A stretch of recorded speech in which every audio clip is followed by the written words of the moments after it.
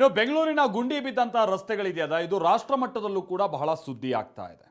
ಹೇಳೋರೆಲ್ಲ ಹೇಳಾಯ್ತು, ಈಗ ಮಕ್ಕಳು ಬುದ್ಧಿ ಹೇಳೋಕೆ ಶುರು ಮಾಡಿದ್ದಾರೆ. ಆಗ್ಲಾದ್ರೂ ನಮ್ಮ ರಾಜಕಾರಣಿಗಳಿಗೆ ಇದು ಕಿವಿ ತಟ್ಟುತ್ತಾ ನೋಡ್ಬೇಕಿದೆ.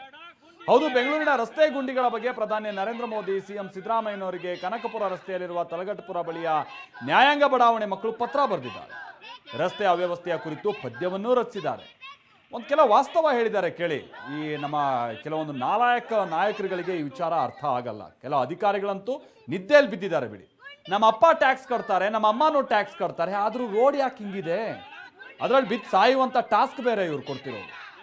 ಸೊ ಮಕ್ಕಳು ಮೋದಿ ತಾತ, ಸಿದ್ದರಾಮಯ್ಯ ತಾತ, ನಮ್ಮ ರೋಡ್ ಯಾವಾಗ ಸರಿ ಮಾಡ್ತೀರಾ ಅಂತ ಪ್ರಶ್ನೆ ಮಾಡಿದ್ದಾರೆ. ಮಕ್ಕಳು ಬರೆದಿರೋ ಪತ್ರ ಇದಾದರೂ ಸರ್ಕಾರಕ್ಕೆ ತಟ್ಟುತ್ತಾ? ಆ ಪತ್ರದಲ್ಲಿ ಏನಿದೆ ಬನ್ನಿ ನೋಡಿ. ಮೋದಿ ತಾತ, ಸಿದ್ದರಾಮಯ್ಯ ತಾತ, ನಮ್ ರೋಡ್ ಹೀಗ್ಯಾಕಿದೆ? ಎಲ್ ನೋಡಿದ್ರೂ ಗುಂಡಿ, ಕಲ್ಲು, ಮಣ್ಣು ತುಂಬಿದೆ.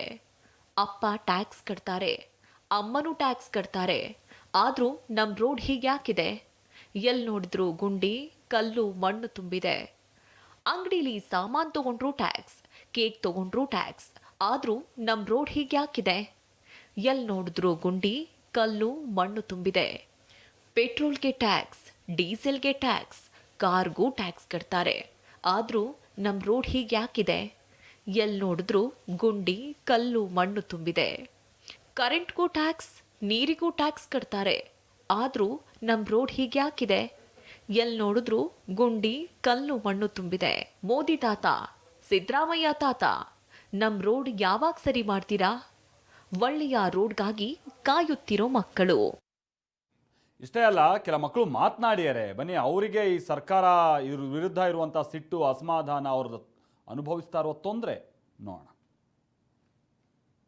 ಬಸ್ಸಿಂದ ಬರ್ತಾ ಇರ್ತೀವಲ್ಲ, ಒಂದು ದಿವಸ ಬಸ್ಸಿಂದ ಬರೋವಾಗ ನಾನು ಇಲ್ಲಿ ತೊಟ್ಟಿಗೆ ಇಲ್ಲಿ ಬಿದ್ದು ಇಲ್ಲಿ ರಕ್ತ ಎಲ್ಲ ಬರ್ಸ್ಕೊಂಡು ಕಟ್ಟೆಲ್ಲ ಆಗೋಗಿತ್ತು. ಅದು ಹಿಂಗೆ ಬಸ್ ಬರ್ತಾ ಇದೆ, ಅಲ್ಲಿ ಗುಂಡಿ ಕಾಣಿಸ್ತಾ ಇದೆಯಲ್ಲ, ಅದು ಬಸ್ ಮೇಲೆ ಹೋಯ್ತು. ಮೇಲಿಂದ ಹೋಗಿ ಎಗರ್ಕೊಂಡ್ಬಂತು. ಆಮೇಲೆ ಬಿದ್ದು ತುಟ್ಟಿ ನಾವು ಮಾಡಿಸ್ಕೊಂಡಿದ್ದೆ. ಪತ್ರ ಏನು ಬರ್ತಿದ್ದೀವಿ ಅಂತ, ಈ ರೋಡ್ ಸರಿ ಟ್ಯಾಕ್ಸ್ ಕಟ್ತೀವಲ್ಲ, ಸೊ ಈ ರೋಡ್ ಒಂಚೂರು ಸರಿ ಮಾಡಿಕೊಟ್ರೆ ಆಮೇಲೆ ಆ ಕಡೆ ಒಂದು ರೋಡ್ ಇದೆಯಲ್ಲ ಅದರಲ್ಲಿ ವೈಟ್ ಟಾಪಿಂಗ್ ಹಾಕ್ತಾರೆ ಅಂತ ಜಗಳ ಮಾಡ್ತಿದಾರಲ್ಲ, ಅದು ಬಿಟ್ಬಿಟ್ಟು ಒಂದು ಟಾರ್ ಹಾಕಿದ್ರೆ ಸಾಕು ಅಂತ.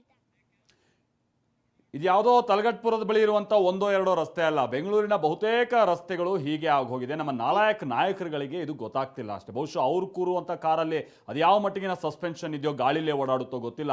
ಈ ಗುಂಡಿ ಅನುಭವ ಅವ್ರಿಗೆ ಬರ್ತಾ ಇಲ್ಲ. ನೋಡಿ, ಇನ್ನು ಕೆಲ ಮಕ್ಕಳು ಬೆಂಗಳೂರಿನಲ್ಲಿರುವಂಥ ರಸ್ತೆಗಳು, ಹದಗೆಟ್ಟಿರುವಂತಹ ರಸ್ತೆಗಳಿಂದಾಗಿ ಅನುಭವಿಸ್ತಾ ಇರೋ ಸಮಸ್ಯೆಗಳ ಬಗ್ಗೆ ಹೇಳ್ಕೊಂಡಿದ್ದಾರೆ. In the morning, I'm Nadia. I'm Anya. I'm Meher. And we're currently stuck in traffic. We live around 14 kilometers away from school. And in the mornings, with minimal traffic. I promise I didn't fake that. These are actually the roads of Bangalore. Anyways, In the morning, it takes around 20 minutes to reach school, but in the evening, it takes around 1.5 to 2 hours to reach back home.